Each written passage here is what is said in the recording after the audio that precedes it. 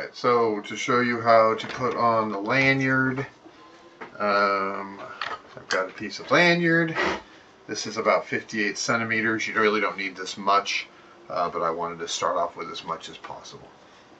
So what I normally do is I go ahead and just pinch it and put my hand through it, and then both of these ends go from the pinched circle to flat.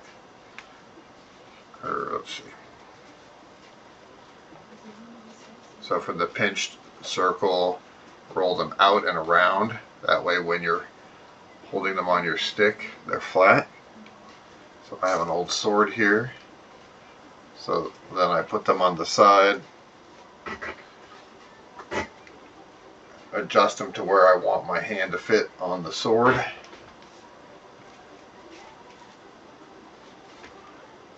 Put them up each side. You can roll them a little bit forward of the sword if you want to give it a little more 45. But that way, so my thumb has got control of it here, and then this piece is just sitting. And then I also throw a trigger on.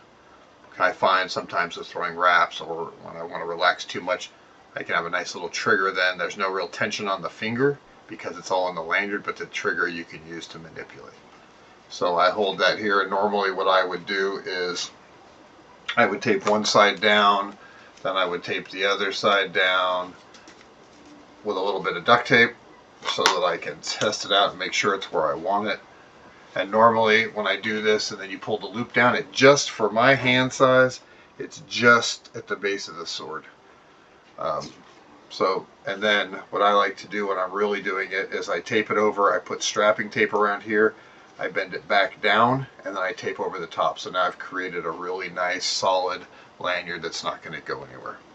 So to get into the lanyard, you don't come just in through, you come up from the bottom, and you can sort of see how it's bent. So when it's touching the sword, it's flat. So you come up through the bottom, cinch down, and now you have the nice lanyard. So with the gauntlet, I'm going to put that away for a minute. With the gauntlet, I have a hole at the top of my half gauntlet with a knot tied in it, and I use deer skin because I like how that feels on my palm of my hand. But the problem is when you're using the lanyard, if you put this on and you have that on there, there's no way to get into the lanyard because this piece gets in the way. So what I do is on the bottom I have two holes. The holes are real as small as I can make them and still get the deer skin through. I cut it to a nice point, but the holes are usually half the size of the deer skin, so this is about a centimeter width. And then my holes are just really small, and I put in two, so it comes down through the first one, out, over, and then out again. So what I do is I loosen this to where it's all open. I pull it out over, and my whole hand can go through. Take my watch off real quick. Doesn't matter. Pull my hand through, my hand up through here, and then you loop the piece of leather back through, and this is so tight I can't even tighten it that way. So then I just tighten it back up, pull it tight, and now that sits inside the cup nice and tight. It holds this thumb piece down, and now I'm ready to go. So that is just a quick look at how that all goes together. And then just to get out of it, I slide my thumb off, pull out, and away we go. All right, great.